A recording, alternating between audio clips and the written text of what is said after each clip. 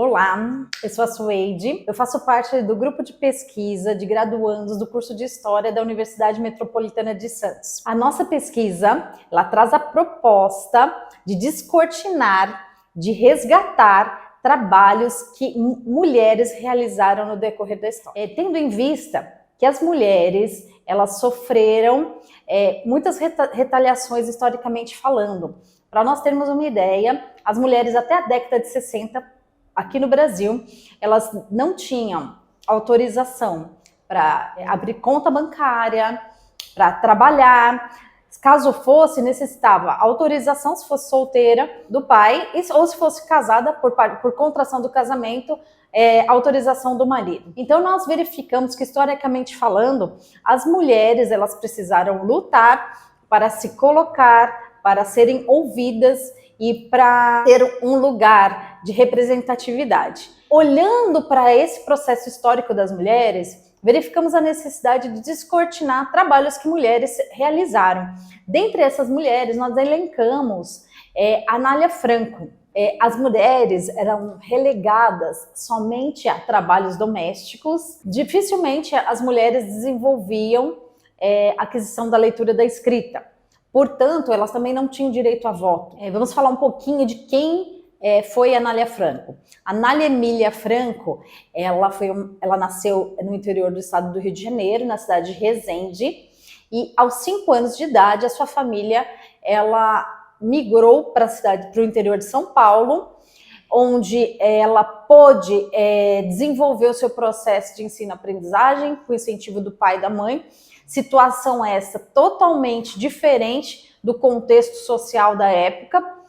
Como já mencionado, as mulheres elas não eram expostas nem motivadas a estarem dentro de instituições de ensino, nem com preceptores, professores particulares. No caso de Anália Franco, devido a sua mãe e seu pai incentivarem o processo de escolarização dela, ela teve uma educação privilegiada. Aos 16 anos de idade, Anália Franco ela iniciou o seu curso de formação normal, dando habilitação a ela para seguir a carreira do magistério, assim como a sua mãe. Para termos um vislumbre, vamos colocar aqui um pano de fundo, no qual o contexto social que Anália Franco estava vivendo. Foi a iniciação das negociações da abolição da escravatura, com a instituição da lei do ventre livre. Sabemos que todo esse processo de abolição da escravatura houveram movimentos extremamente conflituosos. E a Anália Franco ela estava inserida dentro desse contexto. Partindo desse contexto, ela se depara com crianças e com mulheres em situações de vulnerabilidade. Diante desse cenário, onde a Anália Franco verificou pessoas que estavam em necessidades extremas, ela iniciou um trabalho com uma casa chamada Casa de Amparo, no interior da cidade de São Paulo. Só que havia uma prerrogativa, para que ela pudesse dar aula, ela não poderia dar aula para pretos e brancos juntos. Obviamente que a Anália Franco não acatou essa imposição partindo da proprietária da fazenda, levando que ela tivesse que se remover da fazenda e ir para uma casa que não tinha estrutura, onde ela necessitava de ajuda financeira. Como ela não tinha recursos financeiros, ela partiu para buscar ajuda, pedindo esmola para a manutenção desse trabalho junto às crianças, para que ela continuasse mantendo esse trabalho com as crianças. E essa ação que ela de pedir esmola não era vista com bons olhos, fazendo com que ela fosse vista com maus olhos diante da sociedade como uma mulher subversiva, com ações que não eram condizentes às mulheres da época. Anália Franco, além de professora, ela também era escritora. Em 1898, ela fundou a sua própria revista, chamada Álbum de Meninas. Posteriormente, ela iniciou a sua carreira como jornalista na cidade de Taubaté, no estado de São Paulo, e também colaborou com jornais no Rio de Janeiro. Em 17 de novembro de 1901, Anália Franco funda a sua maior instituição, Associação Beneficente Instrutiva do Estado de São Paulo, estando à frente da presidência até 1919. O objetivo principal dessa instituição era amparar, educar crianças e mulheres que se encontravam em estado de vulnerabilidade.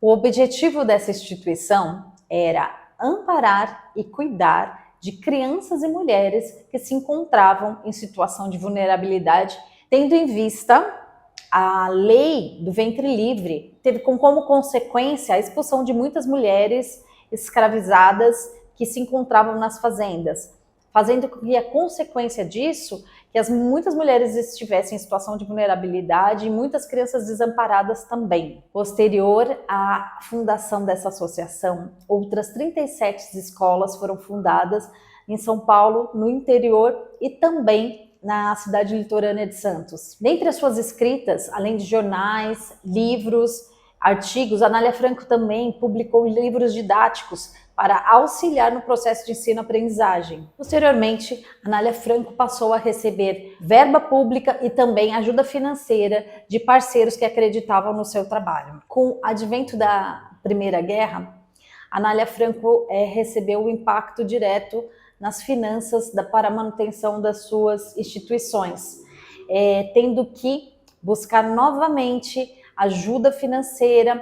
E um dos recursos que a Anália Franco lançou mão foi levar a banda feminina para apresentação em várias cidades, para que pudesse angariar fundos para a manutenção das suas associações. A Anália Franco teve que lutar mais uma guerra, a gripe espanhola. Em 1918, ela teve uma atuação muito importante no sentido de acolher, de ajudar, de amparar pessoas que haviam sido contaminadas com a gripe espanhola. A sua luta foi constante, amparando essas pessoas. Anália Franco, mulher, esposa, professora, jornalista, escritora, nos deixou um grande legado. Podemos verificar que, historicamente falando, que muitas mulheres que construíram um grande legado e deixaram marcas importantes, não se tem conhecimento.